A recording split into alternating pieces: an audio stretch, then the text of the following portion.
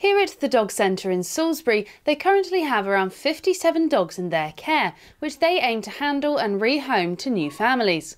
Throughout the year, dogs are given to them in need of rehoming, but the centres say that in the run-up to Christmas and the New Year, they're expecting an influx of new dogs.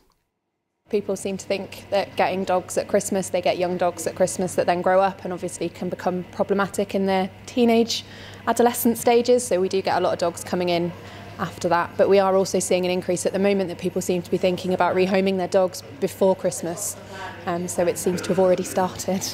I don't know whether it's just that people suddenly realise that actually they've got huge amounts of things going on, and what maybe they've managed to deal with throughout the year they now can't manage with when they've got, whether either going away or they've got family and friends coming round, or Christmas is just a bit mental for everybody, I think, and it suddenly brings to light maybe some of the issues that they've been having throughout the year.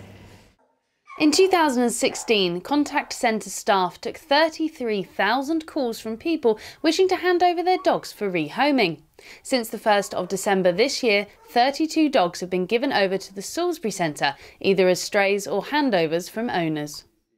So we've had quite a few dogs coming in. We've had a new transfer from Ireland recently, and they have come from various different backgrounds, whether they've been strays, and they're slowly coming through to being available. We've had a young 8-month-old come through who owners couldn't cope with, and leading up to Christmas with things going on as well, that he's been brought in recently as well. Maybe for getting a dog, people think it's a nice idea, it's something different. It's always been seen on a lot of films that people get dogs for Christmas, and I think people think that it's a nice idea, which I suppose in theory it is, but if they haven't done the research and things behind it, then it becomes problematic a few months down the line. The centre say other reasons for giving up a dog throughout the year have involved marriage breakups, not being able to cope with younger dogs, and accommodation issues. We try and keep it as jolly as we can here at Kennels. We don't judge anyone when they do hand over their dogs, because they're doing the responsible thing for them. And if the dog's here, it means that when we rehome it next time round, fingers crossed, it's to its forever home and it gets the life that its owners want it to have.